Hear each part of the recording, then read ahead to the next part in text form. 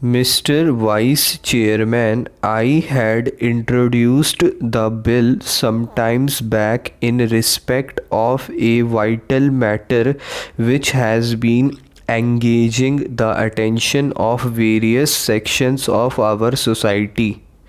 The matter has been discussed by several forums like various political parties, universities, bar associations, state governments, and so on. The matter is regarding what should be the relationship between states and what should be the relation between the center and the states in our polity. The founding fathers of the Constitution advisedly envisaged a two-tier system for the country, one at the center and another at the state level.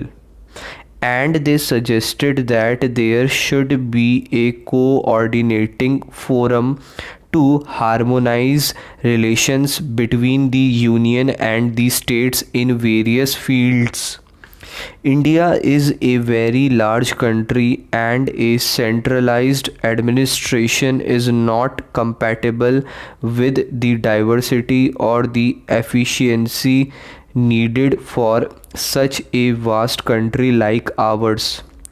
Article 263 was thought of as a way out to coordinate and harmonize the relations between the center and the states and between the states themselves. Unity and diversity were accepted as natural in a situation like ours, and they provide a device, a mechanism, an apparatus to deal with situations which may lead to conflict or controversy between the states and between the union and the states. Mr. Vice Chairman, India has been divided and divided in the past. The problem of unity was a major concern. At the same time, how to protect the autonomy of the states, the regions, was also important. That was uppermost in the minds of the constitution makers. So, Article 263 was brought in deliberately for this purpose. The constitutional arrangements envisage division of powers between the states and the center. It also envisages common subjects which fall within the purview of both the central government and the state governments. Three lists were drawn up. There is the union list, there is the state list, and there is the concurrent list. But while working this arrangement in the last 4 decades, there has been a persistent tendency of over centralization of power, concentration of power in the union government. The union government has been slowly and steadily taking over some of the functions, some of the powers which legitimately belong to the state governments.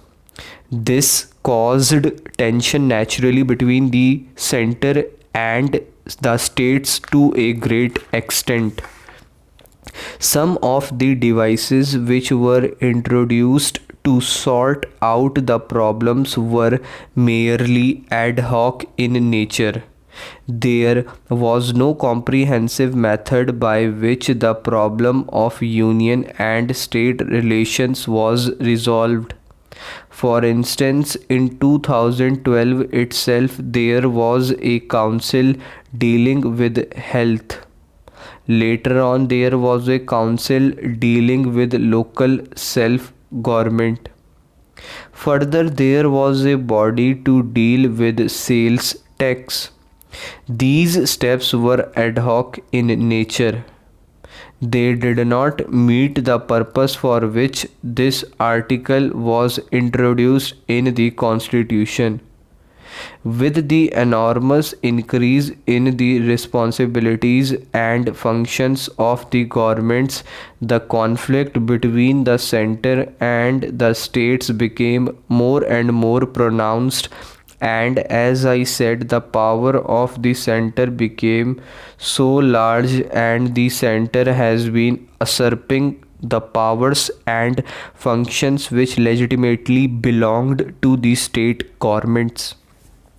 Sir, state governments are the means by which central policies and programs are implemented, but over a period of time, the powers and responsibilities given to the state governments stand eroded because of over centralization of powers at the center. I may give a few examples. In the beginning, quite a large area of industry came in the jurisdiction of the state governments. But during the last 3 decades, nearly 85% of all industries came under the center. Only 15% remain with the state governments. In the case of taxation, all the flexible, elastic sources of revenue came under the purview of the center. The inelastic sources were given to the state governments. In the case of administrative services, all India services, the earlier purpose is not being realized. The purpose was that the all India services should have a national perspective, should serve the nation as a whole without endangering the legitimate interests, the power, the control of the state governments. But in actual practice, this is not happening. The state governments have lost considerable control over the all India services. They cannot enforce discipline over them, and the all India service personnel working at the state level in a way are a law unto themselves. The state ministers and the government at the state level have become powerless to deal with the all India services which are functioning within the state. Taking